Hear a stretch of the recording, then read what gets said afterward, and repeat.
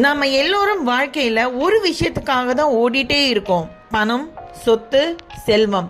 நிலம் வாங்கணும், வீடு வாங்கணும், குழந்தைகளுக்கு பாதுகாப்பான வாழ்க்கை கொடுக்கணும். ஆனா பழமையான சாஸ்திரங்களும் பெரியவர்களும் ஒரு விஷயத்த கடுமையா எச்சரித்து சொல்லி இருக்காங்க.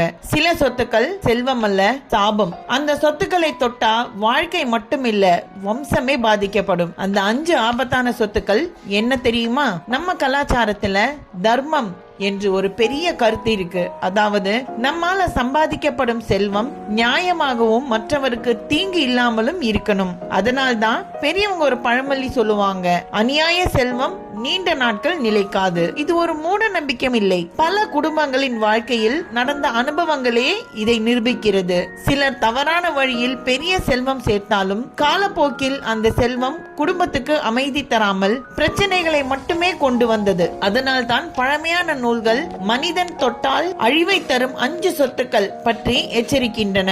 அதுல முதல்ல வர்றது சிவன் சொத்து, குலநாசம். நிறைய கேள்விப்பட்டிருப்பீங்க. கோவில் நிலம், கோவில் நகை, உண்டியல் பணம், இவை சாதாரண சொத்துக்கள் இல்ல. இது பக்தர்கள் தெய்வ நம்பிக்கையோடு கொடுத்த அர்ப்பணிப்பு. இதை அபகரிப்பது என்பது ஒரு மனிதனை ஏமாற்றுவது மட்டுமல்ல, நம்பிக்கையை ஏமாற்றுவது.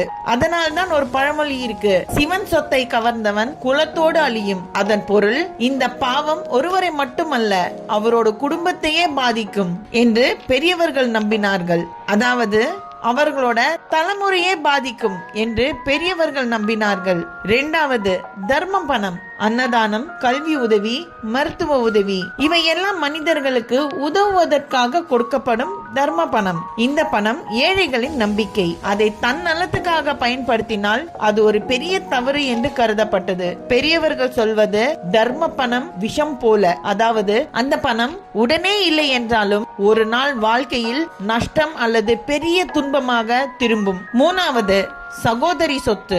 ஒரு குடும்பத்தில் அக்கா அல்லது தங்கைக்கு உரிய பங்கை மறுப்பது சட்ட ரீதியாக தவறு மட்டுமல்ல, இது ஒரு மனித உறவை உடைக்கும் செயல். ஒரு பெண் மனதிலிருந்து வரும் வேதனை பல தலைமுறைகளையும் பாதிக்கும் என்று பெரியவர்கள் நம்பினார்கள். அதனாலதான் அவர்கள் சொன்னார்கள், பெண்ணின் வயிற்றெரிச்சலால் வந்த செல்வம் நிலைக்காது. இதன் உண்மையான அர்த்தம், நியாயத்தை மறந்த செல்வம் ஒரு நாள் நிச்சயம் குடும்ப அமைதியை குலைக்கும். 4 அனாதை சொத்து. ஆதரவற்ற குழந்தைகள், விதவைகள், ஏழைகள், உடல் ஊனமற்றவர்கள், இவர்கள் சொத்துக்களை அபகரிப்பது மிகவும் கொடூரமான செயல் என்று கருதப்பட்டது. ஏன் தெரியுமா? அவர்களிடம் பாதுகாப்பு இல்லை. அவர்களின் கண்ணீர் மிகவும் வேதனையானது. அதனாலதான் பெரியவர்கள் சொல்வார்கள், அனாதையின் கண்ணீரால் வந்த செல்வம் ஒரு நாளும் நிலைக்காது. கடைசியா நம்பிக்கை துரோக காசு.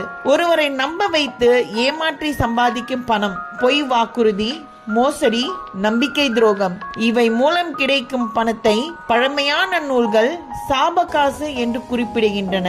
அந்த பணம் ஒரு நாள் குடும்பத்தில் பிரச்சனை, அமைதி இல்லாமை அல்லது குழந்தைகளின் வாழ்க்கையில் மிகப்பெரிய சிக்கல் போன்ற வடிவங்களில் திரும்பி வரும் என்று பெரியவர்கள் நம்பினார்கள். ஒரு விஷயம் நாம் மறக்க கூடாது, பணம் வாழ்க்கையில் தேவையானதுதான்.